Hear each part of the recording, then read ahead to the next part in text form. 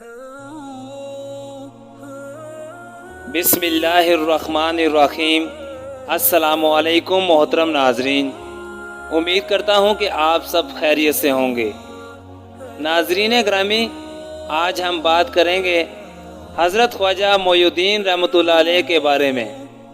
ایک مرتبہ سفر کرتے کرتے حضرت خواجہ معین الدین چشتی رحمۃ اللہ علیہ سبزوار آئے تو وہاں ان دنوں یادگار محمد کی حکومت تھی، جو بڑا بے دین اور بد اخلاق شخص تھا۔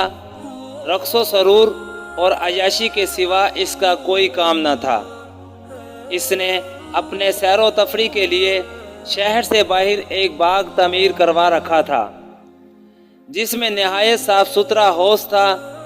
خواجہ معین الدین رحمۃ اللہ علیہ اس باغ کے قریب پہنچے تو چنانچہ سفر کے باعث بہت تھکے ہوئے تھے اور پانی کی بھی ضرورت تھی، اس لیے باغ میں حوض کے کنارے پہنچے۔ پہلے غسل کیا۔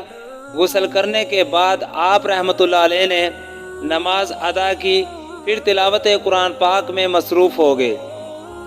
اتفاقاً اسی روز مشہور ہوا کہ یادگار محمد اپنے باغ کی سیل کرنے آ رہا ہے۔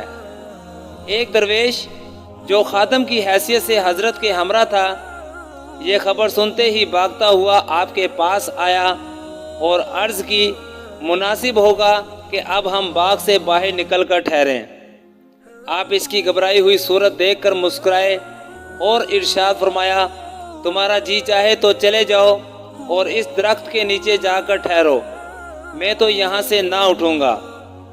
وہ خادم تو حسب اجازت اس درخت کے نیچے چلا گیا جس طرف آپ نے اشارہ فرمایا۔ ادھر شاہی فراشوں نے حوض کے کنارے حضرت خواجہ معین الدین رحمۃ اللہ علیہ کے برابر ہی اپنے بادشاہ کا قلین لا کر بچھایا۔ وہ چاہتے تھے کہ حضرت کو اٹھنے کو کہیں، مگر نور عرفان کی ان پر ایسی ہیبت طاری ہوئی کہ کچھ کہنے کی جرت نہ ہوئی۔ اتنے میں خود یادگار محمد آ پہنچا اور حضرت خواجہ معین الدین رحمۃ اللہ علیہ کو اپنے قالین کے برابر دیکھ کر نہایت برہم ہوا اور اپنے خدمتگاروں کو برا بھلا کہنے لگا کہ اس فقیر کو یہاں سے کیوں نہ نکال دیا۔ یہ کلمہ سنتے ہی حضرت نے سر اٹھایا اور اس پر جلال و غضب کی ایسی نظر ڈالی کہ اس کے ہاتھ پاؤں میں لرزہ طاری ہو گیا اور اسی حالت میں تھر تھراتے زمین پر گر کر بے ہوش ہو گیا۔ ظاہر ہے ایک دنیا دار بندہ، ایک کامل ولی اللہ اور آشنائے حقیقت کی پرجلال نظر کی کیا تاب لا سکتا تھا۔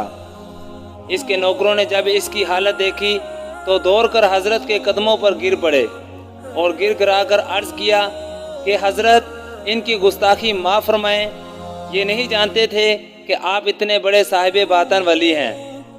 ان لوگوں کے رونے دھونے پر آپ کو ترس آیا۔ آپ نے اپنے خادم کو حکم دیا کہ اس حوض میں سے تھوڑا پانی لاؤ اور اس پر بسم اللہ کہہ کر اس کے منہ پر چھڑکو۔ اس درویش نے مرشد کے حکم کی تعمیر کی اور جیسے ہی پانی چھڑکا یادگار محمد کو ہوش آ گیا۔ اٹھتے ہی حضرت کے قدموں پر سر رکھ دیا اور حضور قلب کے ساتھ عرض کیا، یا شیخ، آج سے میں نے تمام ممنوع چیزوں کو چھوڑ دیا اور آپ کے ہاتھ پہ اپنے تمام گناہوں سے توبہ کرتا ہوں، اب میرا قصور معاف ہو۔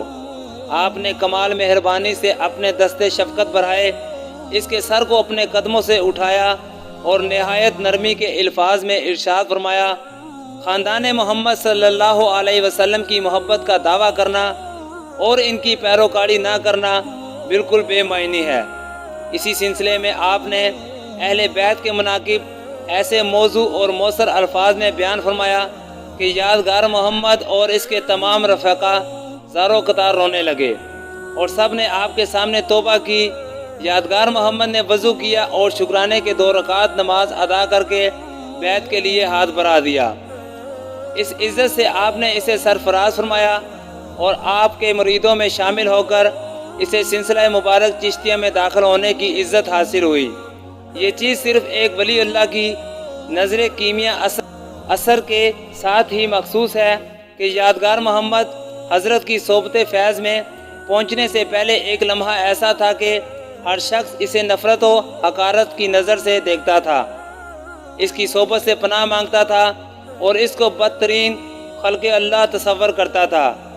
ایک رمز شناس حقیقت نے یہ معجزانہ اثر کیا کہ ایک ہی گھڑی کے بعد وہ ایسا شخص تھا کہ ہم آپ اور سارے مسلمان اس کی خوش اقبالی پر رقص کرتے ہیں۔ محترم ناظرین، آج کی ہماری ویڈیو اگر آپ کو اچھی لگی ہے تو ہمارے چینل کو لائک، شیئر اور سبسکرائب کریں اور بیل آئیکن کے بٹن کو پریس کریں۔ اگلی بار ایک نئی ویڈیو کے ساتھ آپ کی خدمت میں حاضر ہوں گے۔ تب تک کے لیے اجازت چاہتے ہیں۔ اللہ حافظ۔